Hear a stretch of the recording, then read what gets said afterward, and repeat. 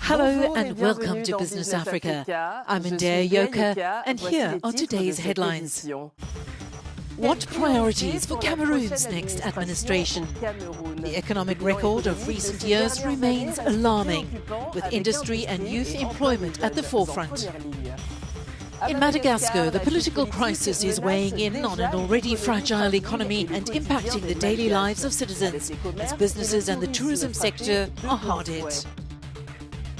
And we wrap up the programme with a look at South Africa's strategic partnership with the European Union and the opportunities this opens up for green energy. Following Cameroon's presidential election, there remains a climate of uncertainty and economic caution. In Yaoundé, consumer spending is slowing, businesses are struggling, and many are questioning what comes next. In a climate of uncertainty surrounding the presidential election held early this month, Yaoundé is holding its breath, and this anticipation is already being felt in the economy.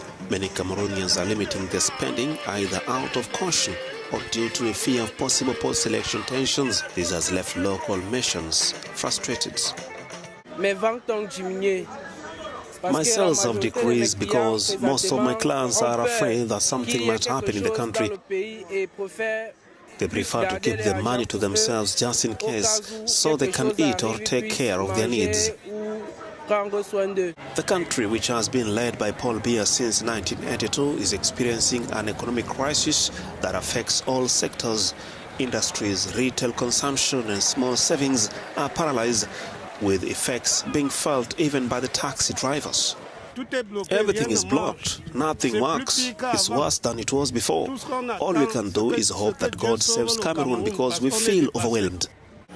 According to economics Dieudonné Somba, beyond the economic impact, the election highlights a significant issue, the engagement of a youth population seeking opportunities. It is clear that for a youth population hit by massive unemployment, this generation is trying to increase its involvement in the electoral campaign. October's presidential election marks a decisive moment for Cameroon. The main challenge for the next administration will be to create jobs for a youth population that makes up more than 60% of the country, with over 35% remaining unemployed. Joining us this week from Yaoundé is Cameroonian economist Eugène Niambal. Monsieur Niambal, welcome to Business Africa. Firstly, how would you assess the socio-economic governance of Biya? When we look at the state of decay of economic and social infrastructure, whether it is the roads, the condition of hospitals, the high cost of living, the lack of jobs for young people, the fact that Cameroon imports almost everything it consumes, and the rise in public debt, the overall assessment is negative, and our youth are sending us a clear message. We have more and more well-educated young people who are unemployed and want to leave Cameroon to build a future elsewhere. When I look at the policies implemented in recent years, they will not allow Cameroon to revive its economic and social engine. The programs that we have, particularly with the IMF, do not address Cameroon's real issues. Cameroon promised its population that it will move towards emergency by 2030. In reality, we are taking a divergent path that does not lead to emergency.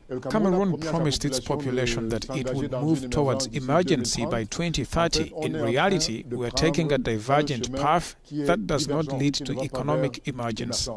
In your view, what should be the immediate economic priorities for the next government?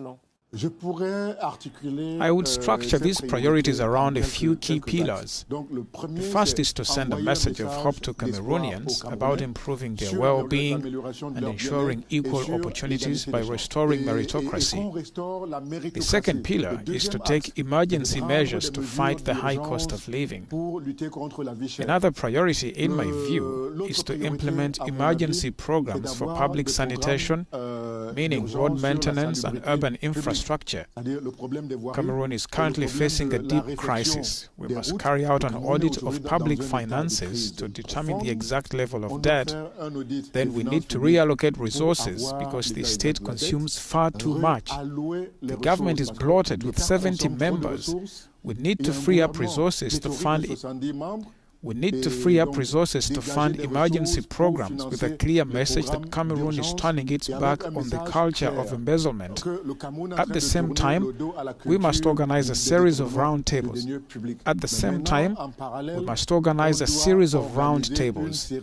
Cameroon needs a compass, a clear direction to guide reforms. How is Cameroon positioned at the regional level, and what transformations are, in your opinion, essential? Here, the problem in our country has persisted for more than a decade. Cameroon no longer plays its role as a driver of regional economies. Our country must regain its position as a leader in the sub-region. If we want to succeed, we must carry out institutional reforms, especially regarding the Constitution of Cameroon. Does it still meet our challenges and needs? I believe it doesn't. Most of the country's resources are increasingly absorbed by debt service. We can only escape this trap through strong measures aimed at diversifying the economy. This means reviving Cameroon's production base in agriculture and industry, organizing growth poles, and encouraging business leaders, as Nigeria and other countries have done.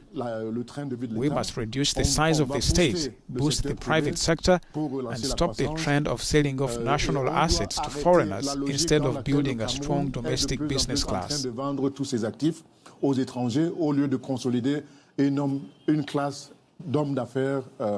Monsieur Niambal, thanks for being with us. Au revoir. Merci beaucoup. There's grumbling on the streets in Madagascar as the economy takes its first hit. Traders, families and tourism operators are seeing their incomes collapse amid reports of mutiny, looting and a slowdown in activity.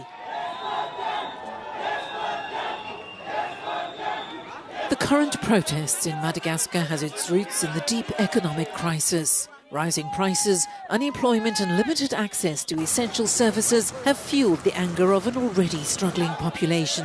Demonstrations have multiplied since the end of September, revealing an ongoing social malaise. The dismissal of several ministers has not been enough to calm the streets. Mistrust persists. The weekend of the 12th of October marked a turning point. Mutinous soldiers claimed to have taken control of the army. President Andry Rajoelina, who came to power in 2009 with the support of the military, denounced an attempted coup and called for the defense of constitutional order.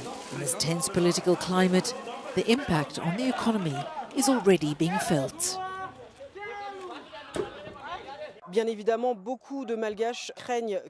Of course, many Madagascans fear that this political crisis, which has been going on for almost 3 weeks now, will turn into a full-blown economic one. Dozens of shops have been looted. One bookseller whose shop was targeted estimates the damage at over €80,000. Even businesses that have not been affected by the looting are reporting a drastic loss of customers and turnover. And of course, the tourism sector has been severely impacted, with many flights cancelled and potential visitors changing their travel plans. The current instability is hitting an already fragile economy. More than 75% of Madagascans live below the poverty line, and nearly 80% of economic activity remains informal. In the coming days, the challenge will be to reassure and quickly revive the economy to prevent the political crisis from turning into lasting economic paralysis. The European Union is injecting €11.5 billion into South Africa's energy transition, a strategic partnership for Pretoria, which seeks to diversify its alliances as tensions with Washington grow.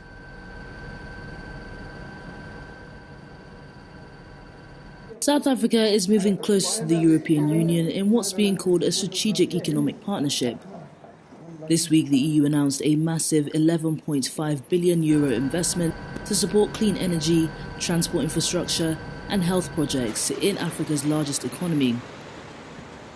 The goal, to accelerate South Africa's transition to renewable energy and reduce its heavy dependence on coal, which still generates nearly 85% of the country's electricity. The investment package includes new generation capacity and energy storage solutions. But this is more than just an energy deal. For South Africa, it marks a significant shift in international alliances as relations with the United States grow increasingly strained. Since August, President Trump has imposed a 30% tariff on South African exports to the US. A move the country's central bank governor warns could threaten up to 100,000 jobs, particularly in the auto industry. The EU's investment comes just weeks after Washington ended the African Growth or Opportunity Act, a key trade program that gave African nations preferential access to US markets. In this changing landscape, Europe may now be stepping in to fill the gap, positioning itself as a vital strategic partner for South Africa's future.